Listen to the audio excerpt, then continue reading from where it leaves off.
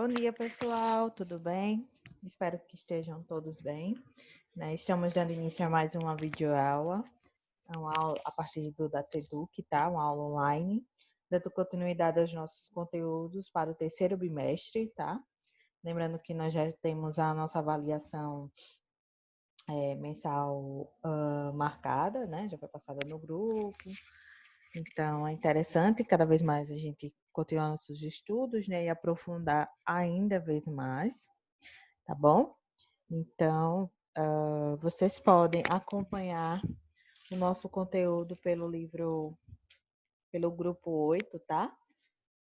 E sempre é necessário, como nas outras aulas eu venho sempre trabalhando dessa forma, e eu acho muito interessante e importante fazer um pequeno resumo, né? Relembrar um pouquinho do que se já foi estudado, porque sempre um assunto, um conteúdo novo está ligado àquele antigo que nós acabamos de passar, tá? Certo, pessoal? Então, relembrando um pouquinho os assuntos que foi estudado tanto pelo sétimo ano A como para o sétimo ano B, nós falamos um pouquinho do contexto do trabalho, né? No contexto do trabalho, nós vimos que essa atividade ela está relacionada a uma ação realizada pelas pessoas, né? Com o intuito de se chegar a um fim.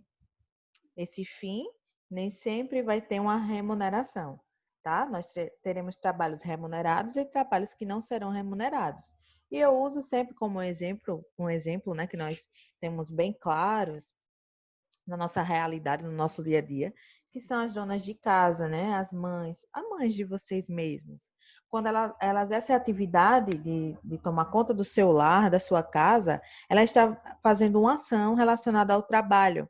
E esse trabalho não vai ter uma remuneração em si com um salário, mas ela vai ter uma recompensa de ver o seu lar, né, arrumado da forma que ela fez, mesmo sem receber por isso. Então, o trabalho é toda ação, tá? Que se realiza para se chegar a um fim, e esse fim nem sempre vai ter o dinheiro, a remuneração em si como pagamento, tá? Então, é muito interessante esse contexto do trabalho. Porque muitas pessoas acham que o trabalho é apenas aquele que recebe, que tem o seu salário, que tem os seus direitos, né? As leis governamentais, os princípios, né? Assegurados pelo governo e tal. Mas não é, né? Quando a gente passou a estudar, viu que não é só isso. Nós vimos também o mercado de trabalho, tá? Que existem diversos, por exemplo, brasileiros que estão fora desse mercado de trabalho, porque dentro do contexto do mercado de trabalho, a população que é contabilizada é aquela que está trabalhando, né? De uma forma formal, vamos dizer assim, com a carteira fichada, com seus direitos básicos assegurados, né? FGTS, seguro-desemprego, as férias. Então, essas pessoas, elas estão participando do mercado de trabalho. Ela tem uma carteira assinada, né? A famosa carteira fichada. E que muitas pessoas buscam esse emprego, tá? Buscam esse lugar no mercado de trabalho, né? Cada vez mais se aprimorando, outros procurando mesmo novos empregos, né? Então, é muito interessante esse contexto do mercado de trabalho.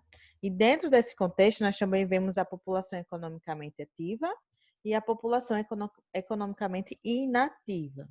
Dentro do contexto da população economicamente ativa, nós vimos que estão aquelas pessoas que, de uma forma ou outra, geram lucros, né? Estão trabalhando, estão fazendo um processo financeiro, né?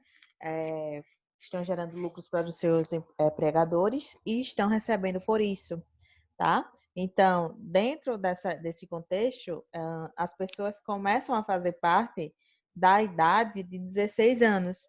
Hoje nós conhecemos algumas atividades do governo, né? Alguns projetos como o Jovem Aprendiz, Pequeno Aprendiz, que faz com que o jovem ele seja inserido cada vez mais cedo no mercado de trabalho, mas de uma forma regular, tá, gente? É muito importante ressaltar a vocês que esses adolescentes, né, esses jovens que estão nesses projetos, eles têm que estudar, né? Eles só conseguem esses empregos se estiverem estudando. Se não estiverem estudando, eles perdem esse direito, né?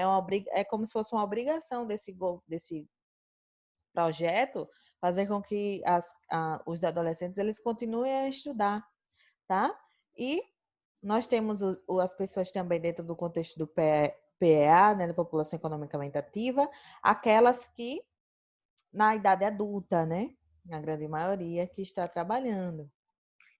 E também nós temos a população economicamente inativa, que são aquelas pessoas que não estão gerando uma renda, né, um lucro, que são as crianças, tá? As pessoas idosas, que não estão mais no mercado de trabalho, e também as pessoas que têm algumas síndromes, né, que não têm condições de trabalhar. Então, essas entram na população economicamente inativa. Elas não estão gerando lucro, dinheiro. Nós temos os setores também da economia, que é muito importante vocês sempre estarem lembrando, que são três, né? O setor primário, o setor secundário e o setor terciário. No setor primário, nós teremos a população, vamos dizer assim, né? O trabalho mais relacionado à matéria-prima, né? A matéria in natura, como, por exemplo, as pessoas que trabalham nas lavouras, que têm um salário, tá, gente? As pessoas que trabalham na, na criação de animais, tá? De bovinos, e entre outros que se utilizam na alimentação também, né? Então, todas essas pessoas relacionadas mais a esse meio in natura, mais na matéria-prima, entram num contexto do setor primário. Nós temos o setor secundário, que é o setor da indústria, né, da industrialização. Então, as pessoas que trabalham no processo industrial estão inseridas no setor secundário, tá? Um país que tem sua economia mais baseada no setor secundário é um país que demonstra que tem sua economia desenvolvida, né?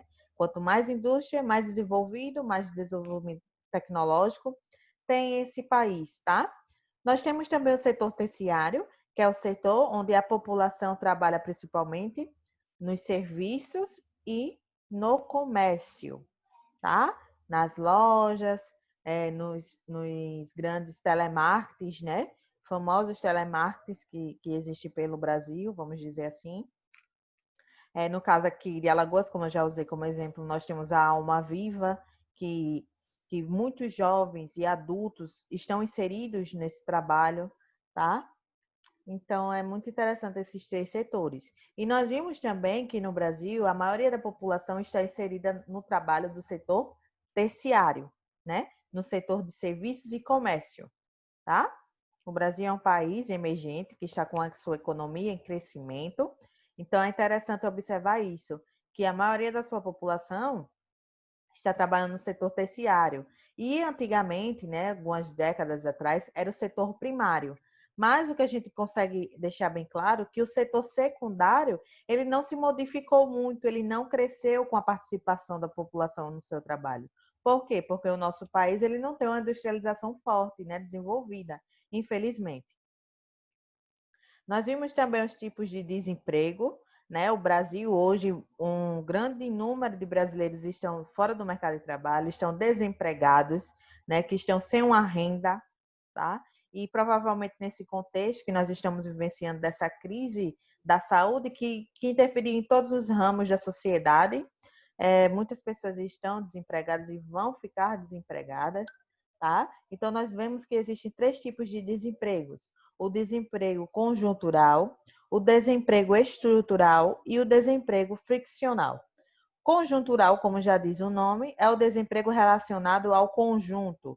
Quando existe uma crise, um conjunto de pessoas fica desempregado. Geralmente, uma indústria, uma empresa fecha, então muitas pessoas estão desempregadas. Então, isso faz parte do desemprego conjuntural, tá? Nós temos o desemprego estrutural, que na medida que as indústrias, as empresas vão se avançando tecnologicamente, né? Se atualizando, algumas pessoas vão perdendo seus empregos, né? Porque estão desatualizadas, porque as máquinas vão tomando conta, né? Então acontece o desemprego estrutural, é da estrutura da empresa, da estrutura da indústria, vamos dizer assim, tá? E nós temos o desemprego friccional. O desemprego friccional é aquele relacionado à busca ou a, vamos dizer, a procura de um emprego melhor, né? Quando uma pessoa acha um emprego melhor do que o que tinha, ele pede para ser posto para fora, vamos dizer assim, né? Para que a empresa coloque ele, vamos dizer, como desempregado, né? Então, por quê? Porque ele já tem outro emprego em visão, um emprego melhor, onde terá melhores condições, mais um salário maior, tá? Então, esse entra no contexto de desemprego friccional, tá? Nós também vimos as desigualdades dos gêneros, que entra nas problemáticas, tá? As problemáticas do mercado de trabalho, a desigualdade dos gêneros, desigualdade entre salarial, entre questões de políticas mesmo públicas relacionada ao homem e à mulher. Nós vimos que mesmo com o avanço tão grande da mulher, ainda existem grandes desigualdades nesse contexto do mercado de trabalho, onde os homens ainda têm salários maiores que as mulheres, mesmo as mulheres tendo um desenvolvimento intelectual, vamos dizer assim, maior, né? Uma formação educacional maior do que muitos homens. Então, ainda existe muito essa desigualdade entre homem e mulher no mercado de trabalho. Nós vimos também a questão que a presença feminina no mercado de trabalho passou a ser maior a partir da Segunda Guerra Mundial, não é isso? Onde as mulheres foram para os campos de batalhas. Ali elas iam como médicas, como enfermeiras, mas que em algum momento foi necessário até essas mulheres entrarem nos campos de batalha, tá? Então é muito interessante como a mulher passou a ter uma presença maior nos trabalhos, né, nos serviços, a partir da Segunda Guerra Mundial, né? No Brasil, essa entrada da mulher no mercado de trabalho foi um tanto tardia, né? No século XX foi que a mulher passou a ter uma presença maior aqui no Brasil, no trabalho, no mercado de trabalho. Nós vimos também um contexto muito triste do trabalho infantil, onde crianças, em vez de estar estudando, têm que trabalhar para dar um sustento à sua família, tá? Inclusive, tiveram alguns alunos que deram exemplos de trabalhos infantis, né, onde até os pais mesmos, as mães, levam seus filhos para trabalhar e esses filhos não estão estudando. Então, gera uma cadeia de consequências esse trabalho, né? São crianças que não vão ter um desenvolvimento educacional, que provavelmente não terão um trabalho legal futuramente, porque não vai ter estudo. Provavelmente vai criar uma família mais cedo e mais desestruturada, né? Não vai ter estrutura em si, a base, tá? E é um ciclo muito infeliz, essa do trabalho infantil. E nós também vimos os trabalhos análogos ao escravo, né? A escravidão. Ainda existem pessoas trabalhando dessa forma, né? Principalmente mais na zona rural, onde pessoas trabalham em troca de alimentação, né? Não tem um salário em si, não tem os recursos básicos de proteção para esses trabalhos. Inclusive, eu trouxe na imagem para vocês na produção do carvão, né? O carvão utilizado para queima.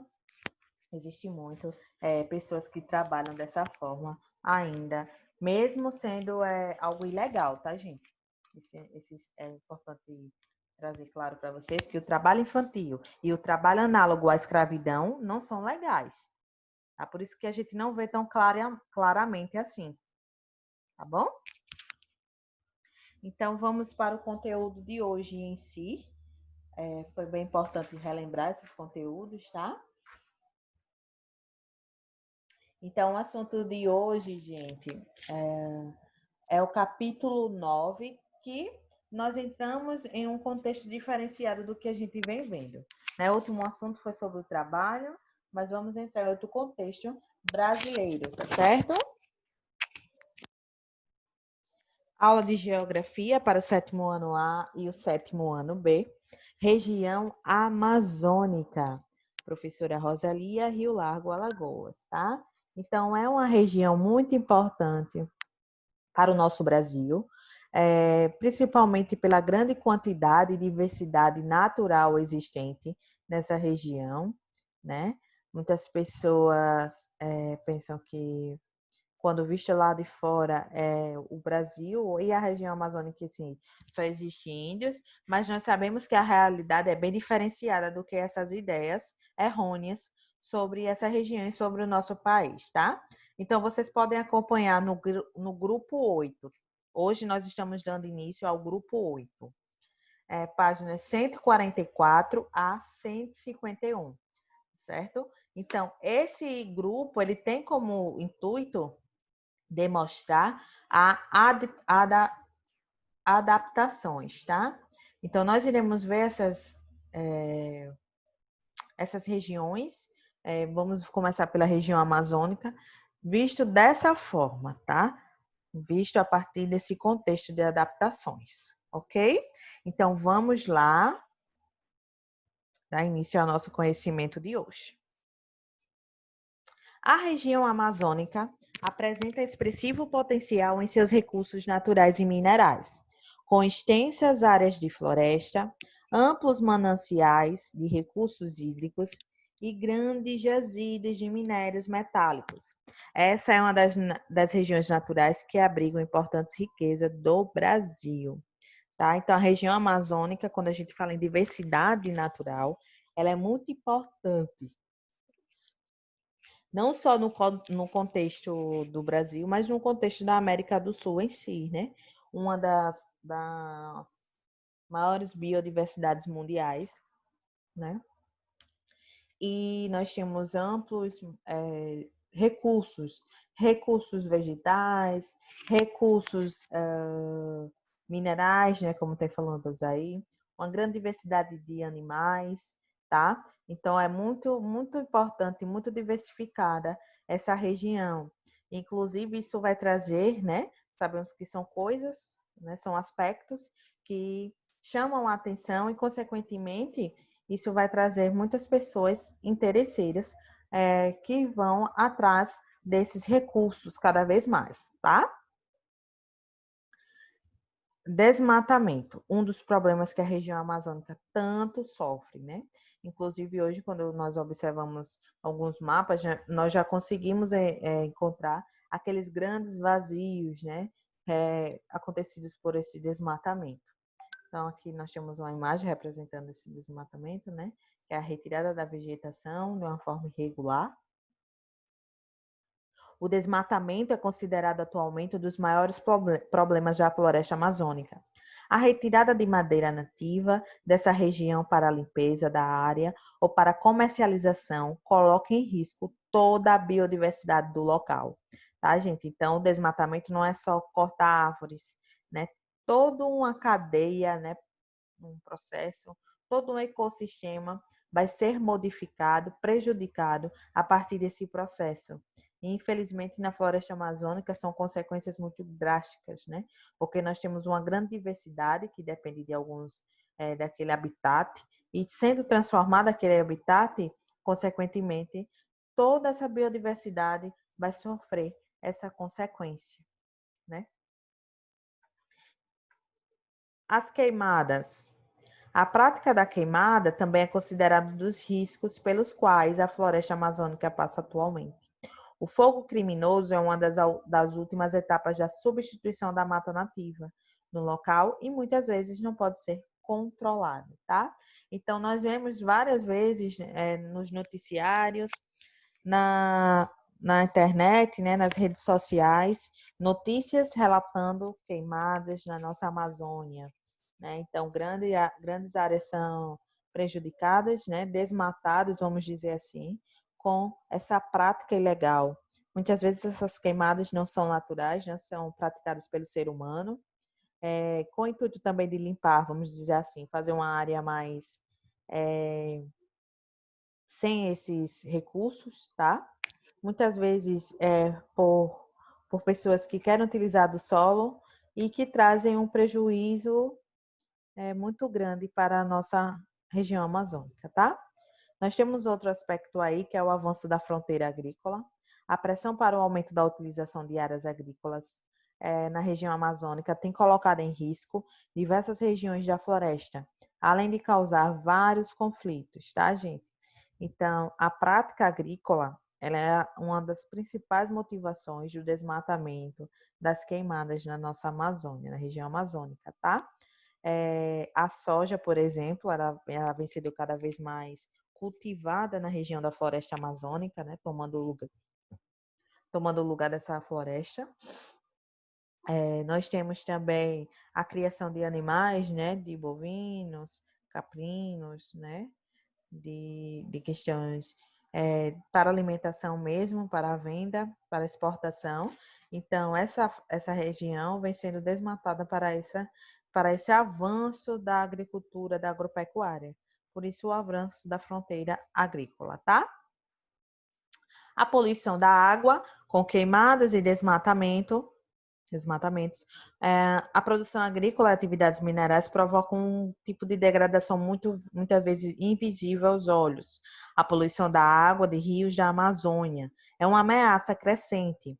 Em áreas desmatadas, muitos nutrientes que seriam absorvidos pela mata acabam nos rios, gente, tá? Então, toda essa produção, ela pode gerar também a poluição dos rios existentes na região amazônica. Nós sabemos que existem vários, né? E muitos extensos e com grande importância também, tá? Então, as queimadas e o desmatamento podem trazer consequência para a água de lá mesmo, tá? Tem uma imagem aí representando essa parcela tão triste da poluição da água. Nós temos a biopirataria, não sei se vocês já escutaram esse termo. Muitas empresas internacionais das áreas de cosméticos e medicamentos coletam e estudam de forma ilegal as espécies vegetais da floresta amazônica, retirando recursos naturais indevidamente, o que prejudica o gerenciamento do meio ambiente. Tá? Eu trouxe aqui para vocês como exemplo um pássaro, né, em sua gaiola.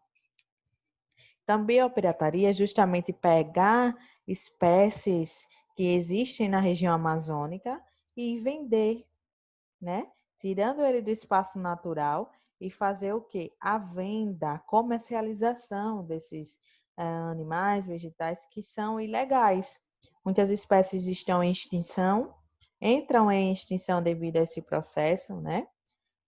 Grandes marcas de cosméticos e medicamentos utilizam também de alguns desses produtos e cada vez mais a gente consegue observar que algumas indústrias elas tentam mostrar que não se utilizam tanto mais desses recursos, né?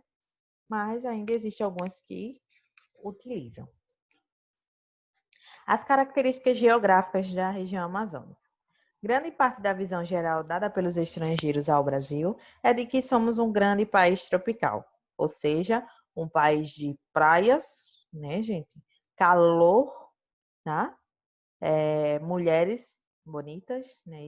Isso é a visão que muitos estrangeiros têm daqui do nosso país, tá?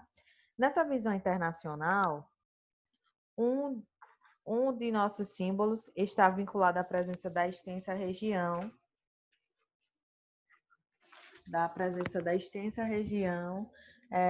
brasileira, coberta pela floresta equatorial, tá? E a tropical amazônica. Assim, quando falamos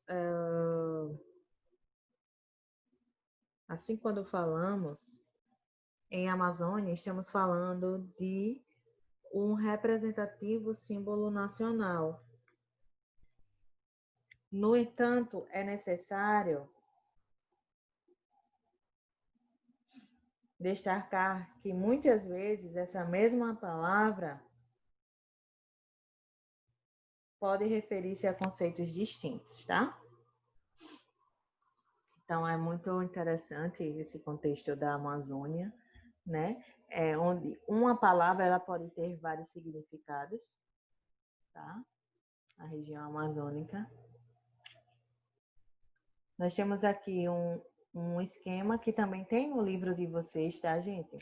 Eu tentei trazer o mais próximo possível do que existe no livro de vocês para a gente trabalhar, que fala sobre a Amazônia e alguns aspectos relacionados a ela. Nós temos a região geoeconômica amazônica, que a gente vai ver mais na frente, né, como ela é importante no contexto brasileiro, como já diz o nome, geoeconômica, relacionada à economia mesmo brasileira, tá? Nós temos a floresta tropical amazônica, que é o contexto em si da nossa floresta, né, na grande biodiversidade natural. Nós temos o bioma amazônico, que nós já estudamos também, tá? E também o contexto da Amazônia Legal, que é a região determinada para fins de desenvolvimento regional, tá certo? Então, nós vemos esse contexto aí.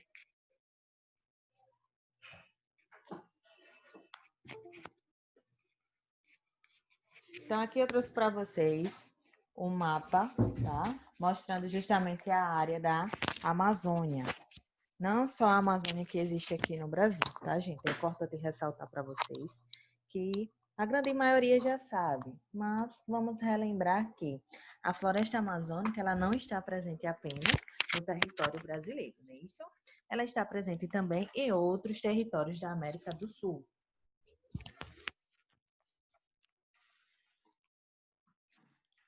Tá? Da América do Sul, como está representado aí no nosso mapa, tá? Então, esse mapa ele não está demonstrando a América do Sul em si completa, nem o Brasil em si completo, né?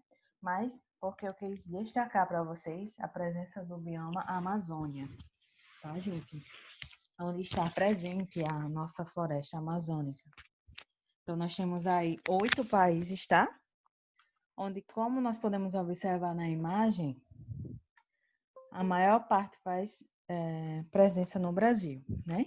Então, nós temos o Brasil, a Bolívia, o Peru, a Colômbia, o Equador, que não faz fronteira com o Brasil, mas que tem a floresta amazônica, tá? A Venezuela, a Guiana, o Suriname e a Guiana Francesa. Então, são os países que têm a riqueza e a biodiversidade da floresta amazônica. A floresta amazônica consiste em uma extensa área que ocupa grande parte do território brasileiro e espalha-se por todos os estados da região norte. Além disso, essas áreas também estendem-se para alguns estados de outras regiões limítrofes, como o Maranhão, tá? Na região Nordeste, e o Mato Grosso, na região Centro-Oeste, tá? Então, a floresta amazônica ela não está presente só na região norte. Tem uma parcela dela também na região Nordeste e também na Centro-Oeste, pela imensidão da nossa floresta amazônica, né? Muito grande, muito extensa, muita biodiversidade, muita riqueza, que infelizmente cada dia mais vem sofrendo as consequências dos impactos negativos realizados pelo ser humano. Essa área de cobertura de floresta tropical estende-se ainda por mais 8 países da América do Sul, que são justamente, gente, aqueles países que eu citei naquele mapa, tá? Isso mostra que apesar de sua área em território brasileiro, ela é na realidade uma área de cobertura internacional, tá? Ela, como eu já tinha mostrado, como eu já falei no mapa, ela não é só nacional brasileira, mas ela é internacional também. Em termos de posição geográfica, a Amazônia está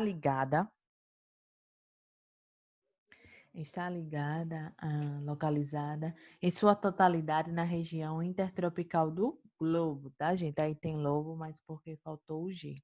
Do globo, desculpem. Sendo atravessada pela linha do Equador e com maior parte de sua área no hemisfério sul-ocidental, tá? Então, está na América do Sul, por exemplo, né? Está no hemisfério sul, ou seja, abaixo da linha do Equador, e na parte mais a oeste, que é a parte mais ocidental, tá? A região amazônica. Do ponto de vista geoeconômico, olha só, como eu falei lá no início, naquele esquema, que a gente ia ver um pouco sobre essa região relacionada mais à economia. E considerando a regionalização do IBGE, que divide o Brasil em 3 macro-regiões geoeconômicas, a Amazônia é a macro-região que abarca a maior parte do território nacional. A área compreendida pela região geoeconômica amazônica inclui, em sua totalidade, os estados do Acre, de Rondônia, do Pará, do Amazonas, do Amapá e do Tocantins, além de cerca de metade da área do estado do Maranhão e de quase a totalidade do estado do Mato Grosso, em sua área de mais de 5,5 milhões de quilômetros quadrados, tá? Então, quando a gente fala na região geoeconômica, o contexto dos estados, né, já se modifica, né? Não é a mesma coisa da região geográfica. Isso é muito importante destacar para vocês. Porque se fosse a região geográfica, o Maranhão não estaria aí, tá? Então, isso é mais relacionado à economia. E essa economia está totalmente ligada, por exemplo, na região amazônica com a floresta amazônica, tá? Eu trouxe aqui para vocês um mapa representando essas regiões geoeconômicas, onde essa parcela em verde é a região geoeconômica da Amazônia, a laranja do Nordeste e a em amarelo do Centro-Sul, tá? Então, nós temos os estados do Acre, da Amazonas, Roraima, Amapá, parte do Maranhão, Tocantins, Mato Grosso, né? E Rondônia fazem parte da região geoeconômica da Amazônia, tá? Aqui eu trouxe para vocês a questão da distribuição da população, a extensão da área, nós temos a região amazônica com 40% e o restante do território brasileiro com 60%, tá? Então, a área da região amazônica ocupa 40% do território brasileiro. Aqui nós temos a população da área, onde a região amazônica. Olha só a diferenciação entre população e área, né? Então, a região amazônica ela tem 2% apenas de população comparada ao resto do Brasil. Já a área, ela tem 40%, então é uma área muito grande para uma população muito pequena. E o total da população brasileira chega a 98%. Então, de 100%, apenas 2% é da região amazônica. Embora represente uma grande parte do território, o Complexo Amazônico é a região geoeconômica brasileira com menor população. Toda a área abriga cerca de 5 milhões de pessoas, concentradas principalmente nas maiores cidades da região: Manaus, capital do Amazonas, Belém, capital do Pará, e Cuiabá, capital do Mato Grosso, tá? Então, são essas 3 cidades da região geoeconômica amazônica que terão as maiores populações, né? Manaus com um grande centro tecnológico, vamos dizer assim, de produção, né? Da região amazônica. Temos o polo de Manaus, então é muito importante, tá? E as outras cidades também, como principalmente por motivos turísticos, também tem essa importância e esse destaque em sua população. Nós temos aqui um quadrinho onde temos a cidade, a população em 2010, a população em 2019 e a densidade demográfica por cidade, tá? Então, o último censo realizado, como a gente já viu, foi em 2010, né? 2019 não foi um censo, mas foi vamos dizer assim, um estudo feito, tá? Então, em Manaus tinham 1.802.014 população em 2010, Belém tinha 1.393.399, Cuiabá tinha 551.098. Essa população aumentou, né, por comparação em 2019, e a densidade demográfica, né, gente, que nós já estudamos também o que é a quantidade de pessoas por quilômetros quadrados, tá? Então, em Manaus, nós temos 158 habitantes por quilômetro, em Belém, nós temos 1.315,26 habitantes por quilômetros quadrados, e no Cuiabá, com 157,66 habitantes por quilômetros quadrados, tá? Como são territórios grandes, espaço físico, esse número pode ser também menor, tá certo? Devido à relação da quantidade com o espaço. Eu trouxe aqui para vocês uma imagem de Belém do Pará, considerada a maior cidade litorânea da região amazônica, certo? Então, aquela que tem a maior área litorânea, né, de praia, vamos dizer assim. Nós temos a vista aérea do centro do Cuiabá do Mato Grosso, olhem só, né? Muitos prédios, bem urbanizado, né? Nós temos aqui também Manaus, olhem só a quantidade de embarcações, né? Que fazem uma importante ligação de Manaus com o resto do mundo. E com o resto do Brasil também, olha só. Tudo de transporte, de comercialização principalmente. Os transportes pelas hidrovias. A hidrovia tem papel fundamental na dinâmica da mobilidade e do transporte na região amazônica. O rio Amazonas, que é o principal canal fluvial e também o principal rio da bacia hidrográfica amazônica, concentra o maior fluxo de navegação, com mais de 1.645 quilômetros de extensão, sendo responsável por cerca de 65% de todo o transporte hidroviário da região. Então, é importante ressaltar que nessa região, um dos transportes mais utilizados é o transporte a partir dos canais fluviais, né, pelos rios, pelas bacias hidrográficas existentes lá, que é muito importante mesmo para o comércio e para a população em si. A extensa planície amazônica é outro fator que auxilia na navegabilidade da região, uma vez que tem pouca variação altimétrica, tá? Então, ela não varia muito com a altura com relação ao mar. A largura e a profundidade dos rios são propícias à navegação, permitindo que os produtos trazidos de outras partes do Brasil sejam comercializados a preços competitivos na região. Aí aqui eu trouxe uma imagem para você representando essa navegação, né? Por embarcações de cargas nas hidrovias do Complexo Amazônico. Então, grandes cargas são transportadas, né? A partir dos canais fluviais. Aqui são os caminhos fluviais do Brasil, tá? Vias economicamente navegadas, hidrovias.